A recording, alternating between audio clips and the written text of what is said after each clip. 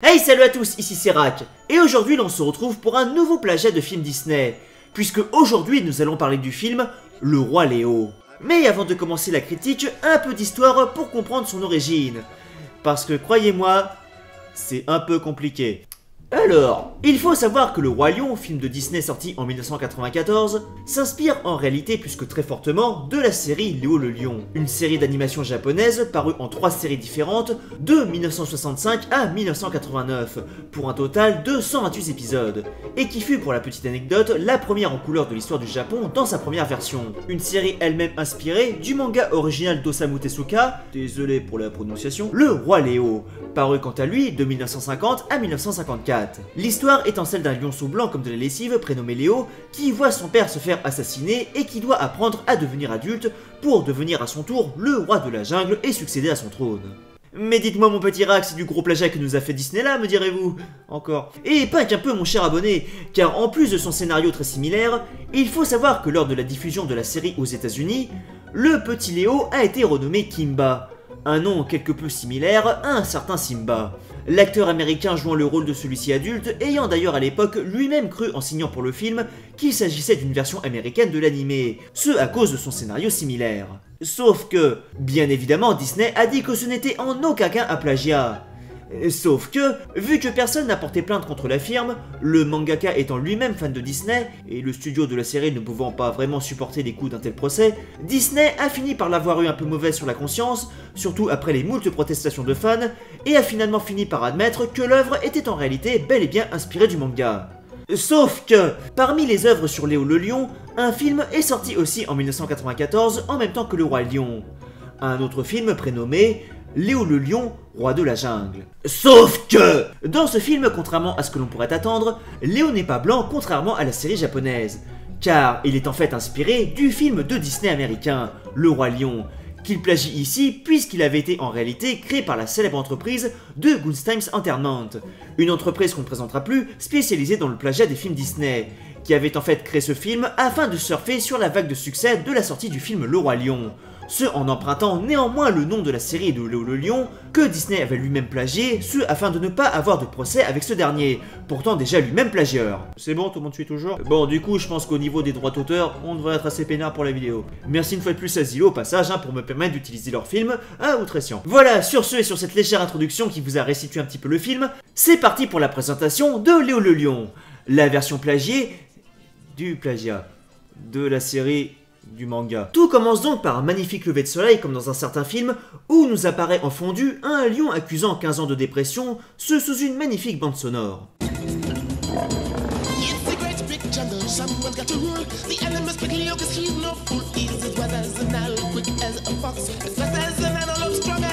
Ce plan est un chef-d'œuvre dépassant l'original à lui seul. Ah là là, Hans Zimmer n'a qu'à bien se tenir. J'arrive pas à croire que je me relance à regarder un truc pareil. Bref, on découvre donc le roi Léo. Un roi YOLO qui marche sur les crocos, se fait respecter par tout le monde, a des animations de foufou, et surtout porte une couronne. Parce que c'est le roi de la jungle. Littéralement.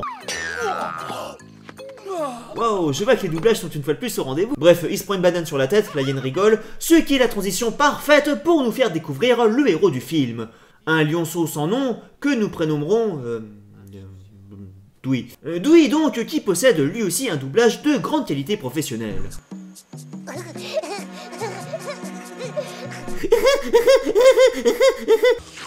Et oh mon dieu, c'était quoi ces bruits de langue? Sérieux, ils sortent d'où ces bruitages? Et pourquoi mettre des bruitages pareils?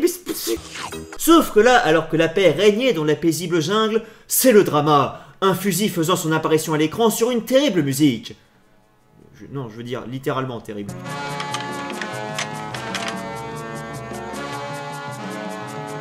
Fusil qui fait feu sur la mère de Dewey. Bambi, non! Mais bon, il y a des bruitages rigolos, alors ça va.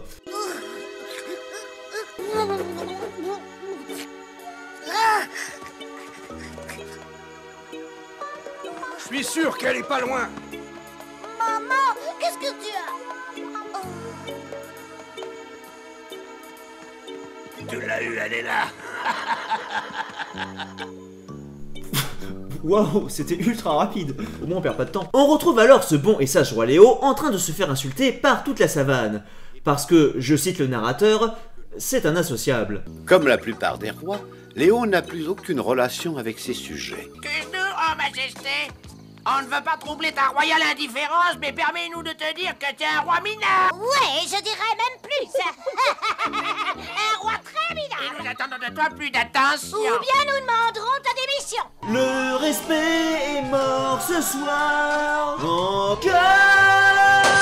Où est ma bouteille d'Evian? Nani?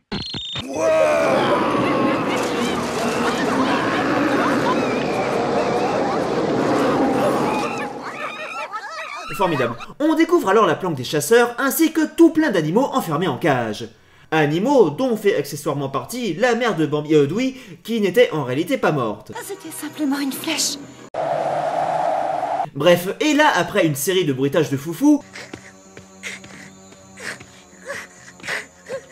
on apprend en fait que ces animaux sont en fait destinés à être vendus au cirque. J'ai réussi à joindre le cirque. Monsieur Ismat viendra en personne. Mais que fait Dumbo? Bref, les chasseurs tombent alors sur Junior Odui qu'ils essayent d'attraper. Mais celui-ci sort ses griffes de gros minet et s'enfuit dans la jungle, ce sous les rires des méchants. Il peut courir, mais il sait pas où aller.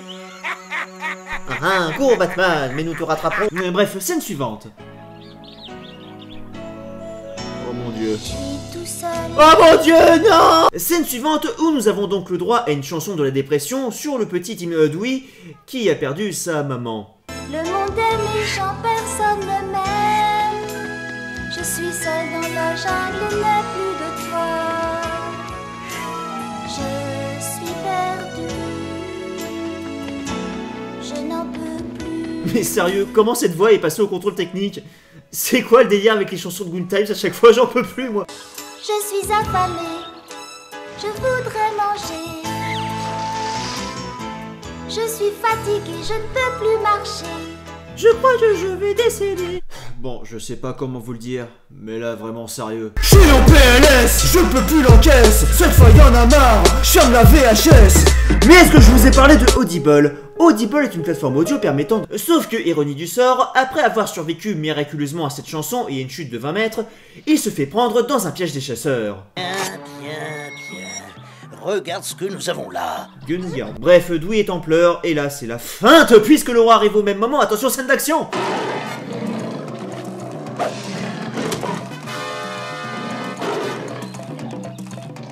Fichons le camp et vite.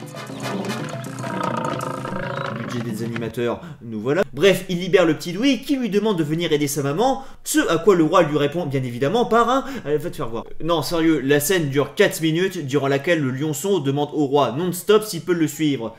Sauf que celui-ci lui dit non en boucle. Tu veux bien m'aider à la sauver? Je peux pas. Je suis très occupé. Et d'ailleurs, dans la jungle, c'est chacun pour soi. Tu devrais aussi ne pas l'oublier. Non, moi, je vais pas te le répéter une autre fois. Laisse-moi tranquille. Mais j'ai nulle part où aller. Personne pour s'occuper de moi. Ça, mon petit gars, c'est ton problème. Le mien, c'est de faire mon métier de roi. Mais bon scénario, et le roi finit finalement par céder après que Dewey ait chialé toutes les larmes de son corps.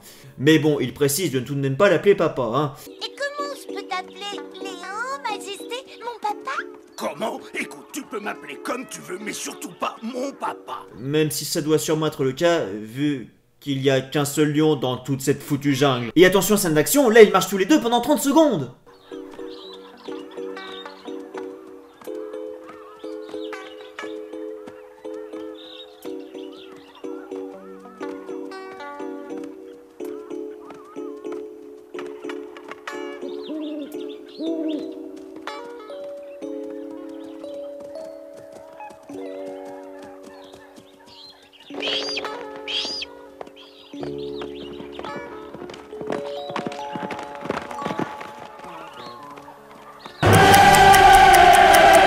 Bref, il se retrouve finalement en haut du rocher des lions, où le roi Léo apprend à notre lionceau que les étoiles nous apprennent qui on est.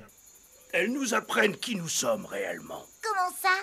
Eh bien, si tu regardes très attentivement, tu peux voir un groupe d'étoiles qui forment un lion, prêt à attaquer.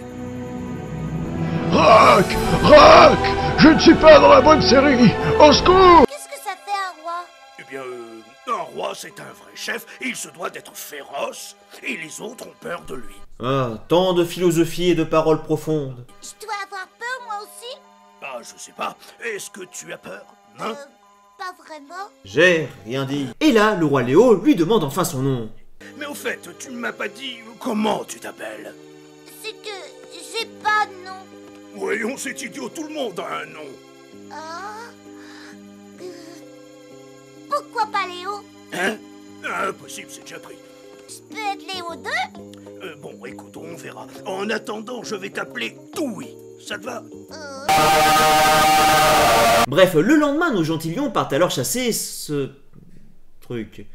Quoi que ça puisse être. Bon, je crois que c'est un fourmilier. Ou alors c'est un inflamanoir, je suis pas sûr.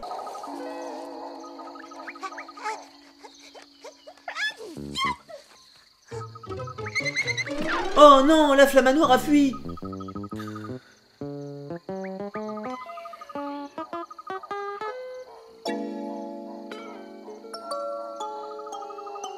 Heureusement qu'il y a toujours, et une fois de plus, cette petite musique Jay-Z pour nous mettre dans l'ambiance à chaque instant. Mais qu'est-ce qu'ils foutent? Non, sérieux, qu'est-ce qu'ils foutent? Pour devenir le roi de la jungle, tu dois savoir sauter au-dessus de ce tronc d'arbre. Bon, ok, c'est super tout ça, mais elle est où sa maman? Sérieux, qu'est-ce qu'ils sont en train de foutre? Aussi loin où tu vas! Bref, le petit Douy tombe à l'eau, manque de se faire dévorer et de se noyer dans une animation en 3 frames. Mais heureusement, le roi est là pour le lécher.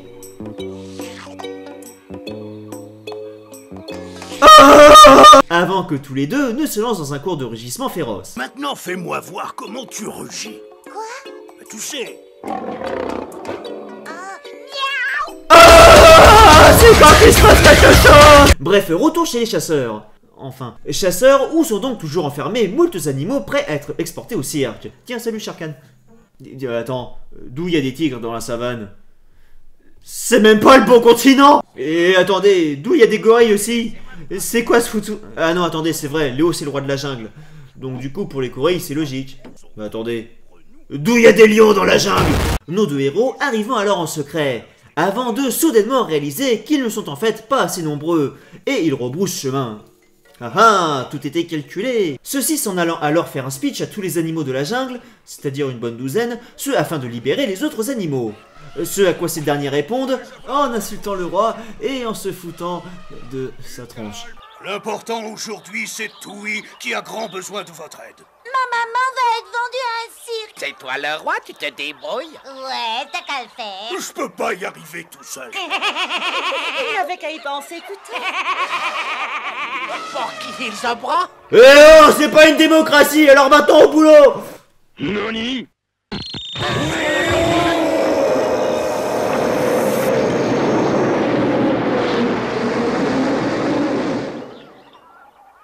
C'est beaucoup mieux. Ah, et il y a un lézard qui meurt en avalant une mouche. Ça sort de nulle part, ça ne sert à rien, mais nous endormirons tous certainement mieux cette nuit. Bref, tout le monde se barre, et le petit Douy va alors demander au roi de venir s'excuser. Ce à quoi ce dernier, plein d'arrogance, refuse. Chose faisant chialer le petit Douy, clamant qu'il était pour lui son héros. Oh, tu étais mon héros. Je voulais grandir pour devenir comme toi. Bah plus maintenant. Je te trouve nul. Ah là là, ce flot d'émotions, je suis submergé. Je rappelle tout de même qu'ils ne se connaissent que depuis 48 heures. Mais une fois de plus, finalement attendri par les larmes du petit Douy, le roi prend son courage à deux mains et agit en chanson. On me dit méchant et terrifiant, mais vous me connaissez pas. Une chanson du vieux lion dans laquelle il va rendre service à tout le monde, ce sur un air de Hakuna Matata. Mes gros sont pointus comme des pics, mais tout au fond, je suis un chic type. Tout au fond, je suis un chic type. Je peux vous le prouver, je vais essayer. Je serai votre ami, je serai votre copain, car tout au fond, je suis quelqu'un de bien. J'ai encore vomi, j'en peux plus des films pourris, j'en ai marre de la vie. Bon, moi je chante aussi bien que dans la reprise, c'est déjà ça. Léo, ayant finalement regagné la confiance de son peuple, prend ainsi la parole, ce en étant cette fois-ci respecté de tous. Vous êtes avec moi? Oui, Alors suivez-moi. Et là, après ce discours mémorable, toute la jungle fonce alors délivrer les animaux du futur cirque.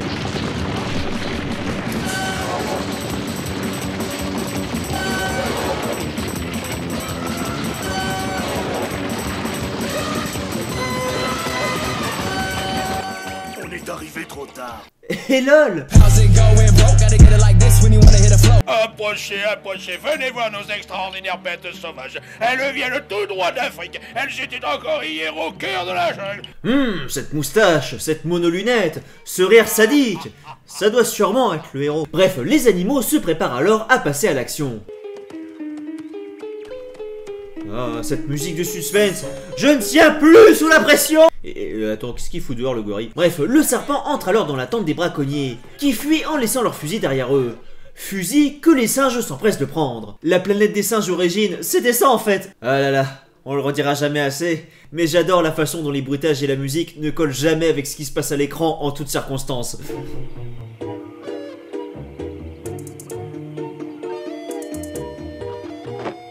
Ils sont plus là. On reste tout tué.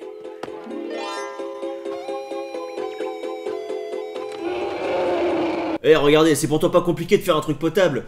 Tenez, moi-même avec un peu de musique bien choisie et un peu de mise en scène, je peux vous faire un truc vendeur.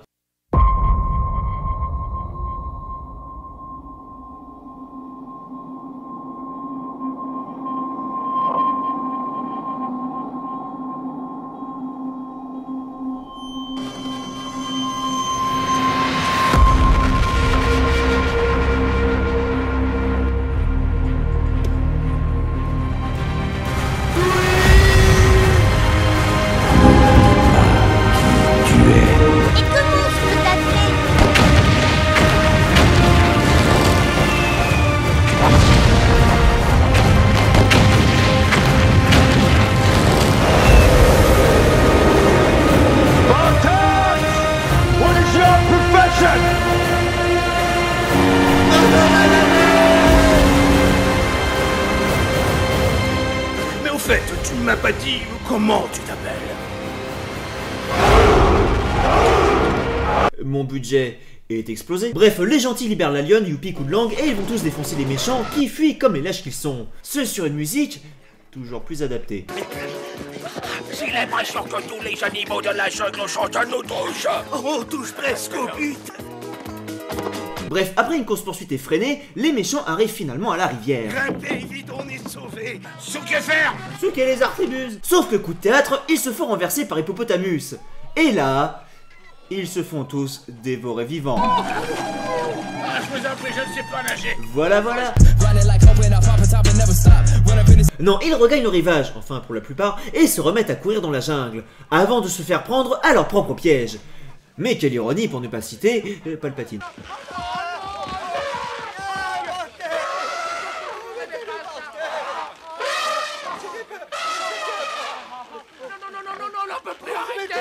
Cette girafe fait la taille d'un dinosaure. Mais la twist, le grand James Eastman se tenait en fait caché dans un arbre avec un fusil. Et second twist, il parle aussi le lion apparemment. Ouah, on vous tient.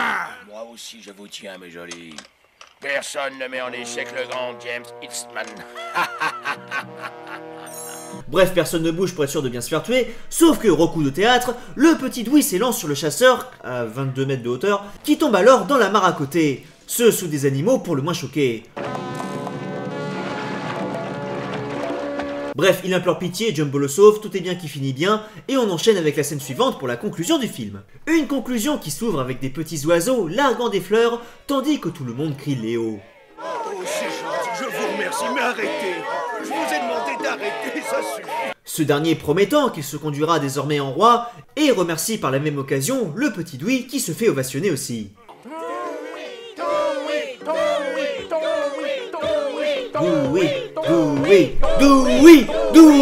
Dewey, monsieur propre. Quel exemple ce Dewey.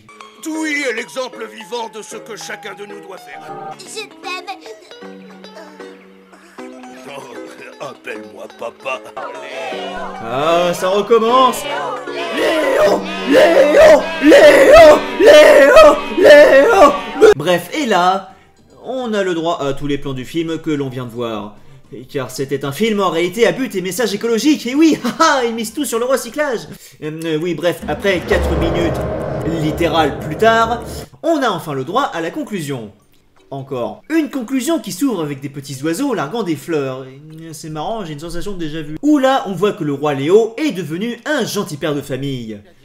Avec la mère de Douy qui l'a pris comme reine. Tandis que Douy, renommé Léo le Second, est devenu un jeune et fort lion, attendant à son tour d'être couronné le roi de la jungle. Musique hors sujet.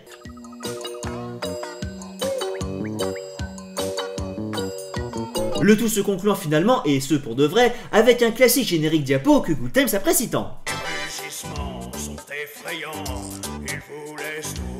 Une fois de plus, des larmes coulent à l'intérieur de moi. Et voilà, c'était donc Léo le Lion, roi de la jungle. Eh bien, qu'avons-nous donc retenu de ce film, les enfants? Eh bah, qu'une fois de plus, j'ai perdu 60 heures de ma vie à faire cette vidéo.